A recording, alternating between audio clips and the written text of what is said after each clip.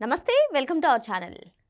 కల్తీ జరిగింది వాస్తవమే అని చెప్పి ఇప్పటికే చాలాసార్లు వైవి సుబ్బారెడ్డి చెప్తున్నారు. పబ్లిక్ ముందట, మీడియా ముందట కూడా ఆయన చెప్తూ ఉన్నారు.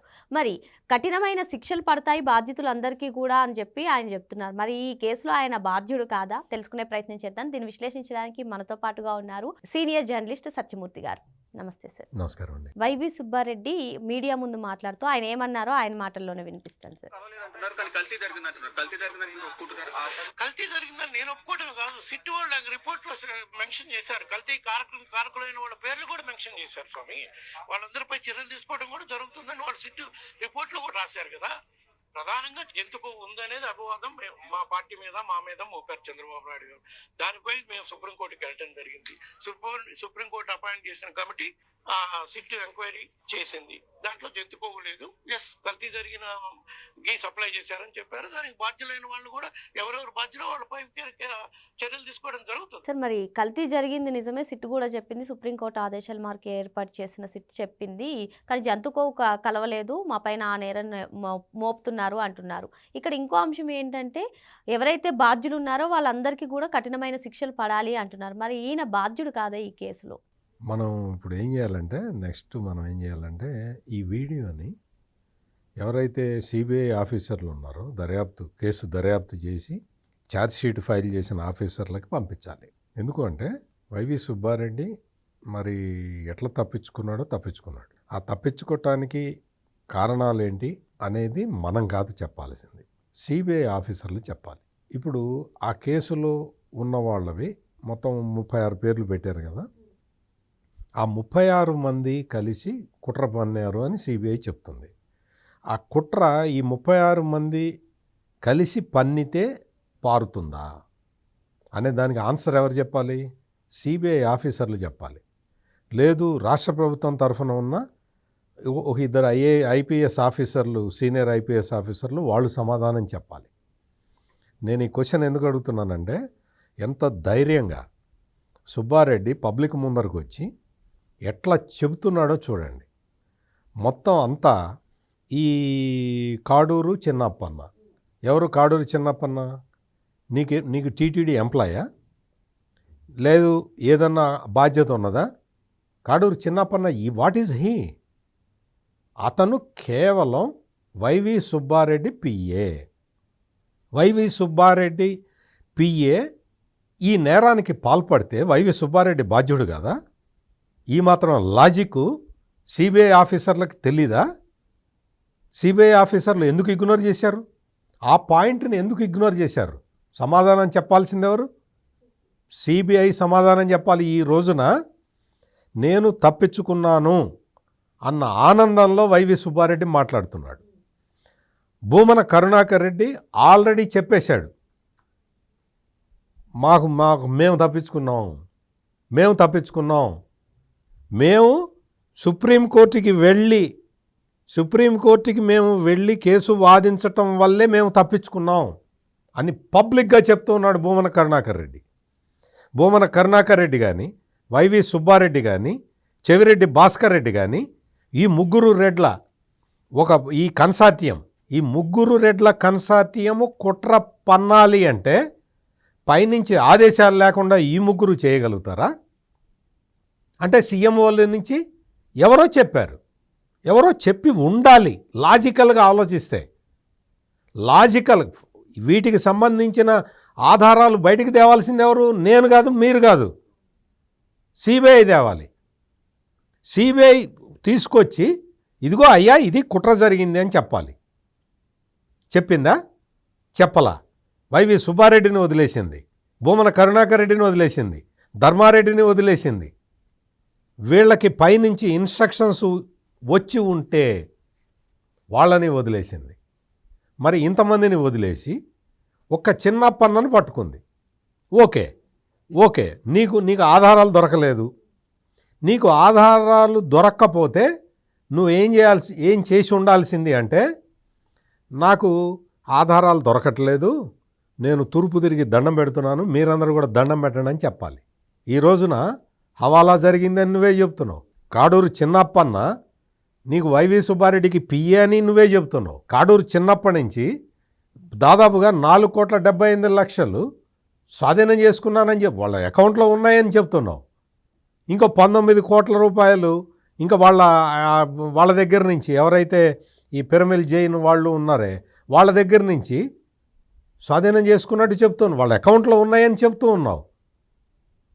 ఇన్ని చెబుతున్నా నువ్వు సుబ్బారెడ్డిని ఎందుకు ఫిక్స్ చేయలేదు? అందుకనే సుబ్బారెడ్డి వచ్చి బయటకు వచ్చి అంత ధైర్యంగా చెప్తున్నాడు. సుబ్బారెడ్డి ఇంకొక అతి పెద్ద అబద్ధం ఏం చెప్తున్నాడు అంటే జంతు కొవ్వు లేదు అని చెప్పింది అని చెప్తున్నాడు. కల్తీ జరిగిన మాట వాస్తవం, ఆ కల్తీకి అతను బాధ్యుడు కాదు.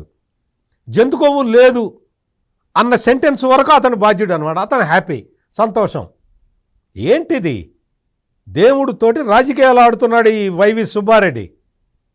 ఏమనుకుంటున్నావు? నీకు సిట్ రిపోర్టు ఛార్జ్షీట్ ఇచ్చిన తర్వాత నువ్వు సిగ్గుపడి అసలు పబ్లిక్లోకి రాకూడదు. సిగ్గుపడాలి. నువ్వు పబ్లిక్లోకి రాకూడదు, నీ మొహం చూపించకూడదు. ఎందుకు అంటే దేవదేవుడికి నైవేద్యాల్లో ఈ కెమికల్ నెయ్యిని కలిపి పెట్టావు కదా, దానికి బాధ్యుడివి నువ్వు. నీ కాడూరు చిన్నప్పన్న ఉన్నాడు, నీ పిఏ ఉన్నాడు అంటే నువ్వే. ఇంకా ఎంతమంది ఉన్నారు? ఇంకెంతమంది ఉన్నారు? నీ రిలేటివ్స్ ఉన్నారు అందులో. చెవిరెడ్డి భాస్కర్ రెడ్డి రిలేటివ్ ఉన్నాడు ఒక అతను, భూమన కరుణాకర్ రెడ్డి రిలేటివ్స్ ఉన్నారు, ధర్మారెడ్డి డైరెక్ట్గా జగన్మోహన్ రెడ్డి మనిషి. మీరందరూ కలిసి నేరం చేసి, ఓకే, నేననే పాయింట్ ఏంటంటే సిబిఐకి ఆధారాలు దొరకలేదు. సిబిఐకి ఆధారాలు దొరక్కపోతే బెనిఫిట్ ఆఫ్ డౌట్ అన్న వదలాలి కదా, ఎందుకు వదలలేదు? వీళ్ళందరూ కాడూరు చిన్నప్పన్న సంతకం పెట్టాడా? సంతకం ఏది టెండర్ నిబంధనలు మార్చిన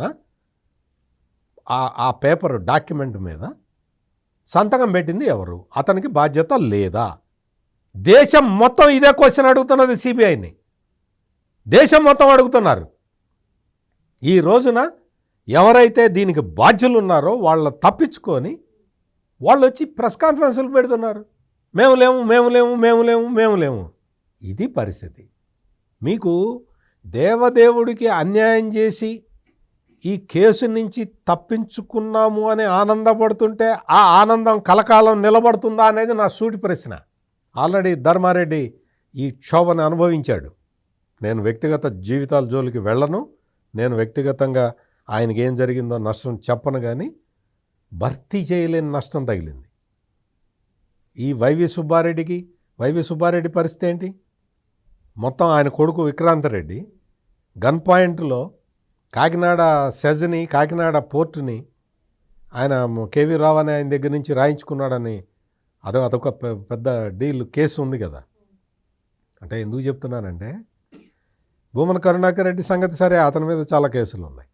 ధర్మారెడ్డికి ఆల్రెడీ పర్సనల్ వ్యక్తిగతంగా నష్టం జరిగింది. జగన్మోహన్ రెడ్డి విషయానికి వస్తే ఘోరమైన అవమానం జరిగింది. 151 ఎక్కడ, 11 ఎక్కడ. అంటే వీళ్ళందరూ కూడా ఇంకా సిగ్గు లేకుండా పబ్లిక్లోకి వచ్చి మాట్లాడుతున్నారు. వాళ్ళ వాదనని సపోర్ట్ చేస్తున్నారు. వాళ్ళ వాదనని సపోర్ట్ చేసుకోవటానికి హిందూయేతరులని వాడుకుంటున్నారు.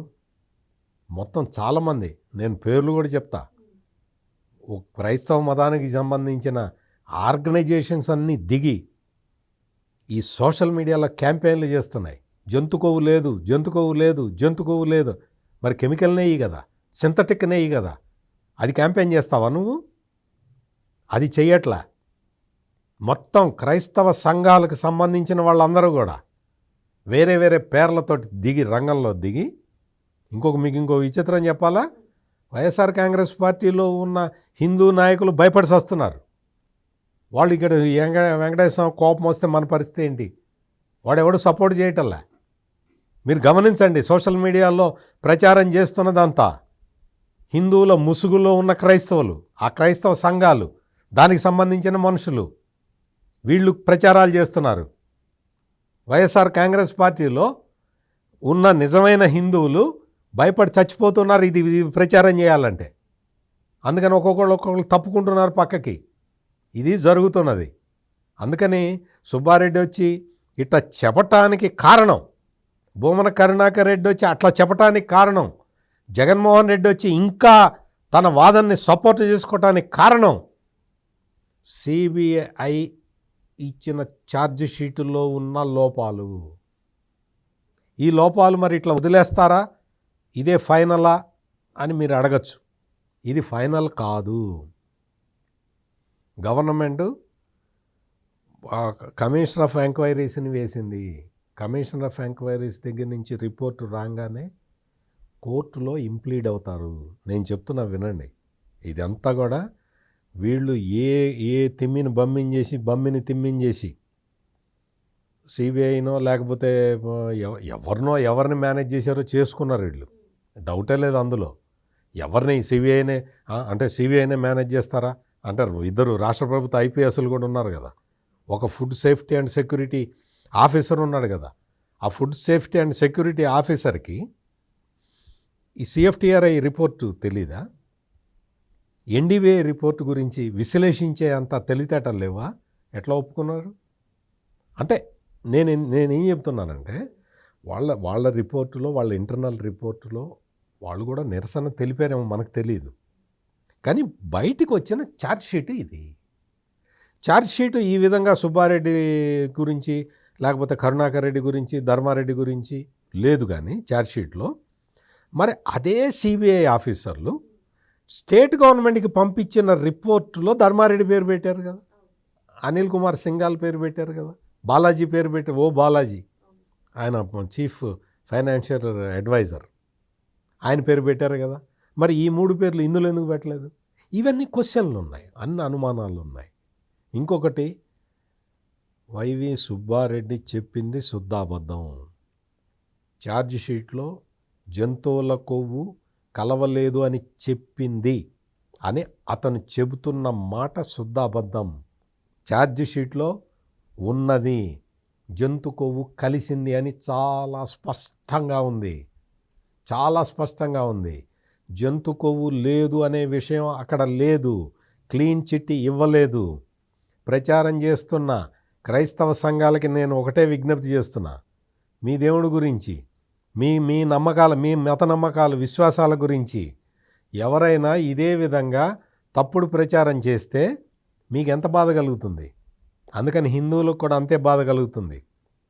మేము వేరే మతం వాళ్ళం, మాకు వెంకటేశ్వర స్వామి మాకు దేవుడు కాదు అనుకుంటున్నారేమో. వెంకటేశ్వర స్వామి, నువ్వు కొలిచే దేవుళ్ళలో కూడా వెంకటేశ్వర స్వామి ఉంటాడు, నేను కొలిచే దేవుళ్ళలో కూడా వెంకటేశ్వర స్వామి ఉంటాడు. అందుకని మీరు పాప భీతి లేకుండా మీ దేవుడు వేరు మా దేవుడు వేరు అన్న ఒక వితండవాదంతో మీరు ఈ ప్రచారాలు చేస్తుంటే మానుకోండి. మీకు ఇప్పటికే తగిన శాస్తి జరిగింది, ఇంకా జరుగుతుంది.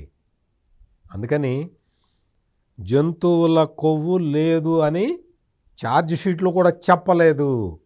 సుబ్బారెడ్డి, బొమ్మన కరుణాకర్ రెడ్డి, ధర్మారెడ్డి వీళ్ళు ఎన్ని రకాల వేషాలు వేసినా ఖచ్చితంగా దొరుకుతారు, చట్టానికి దొరుకుతారు అనేది నా విశ్వాసం. వెంకటేశ్వర స్వామి భక్తుడిగా నా నమ్మకం అది. మరో అంశంతో మళ్ళీ కలుద్దాం. Thank you sir. నమస్కారం.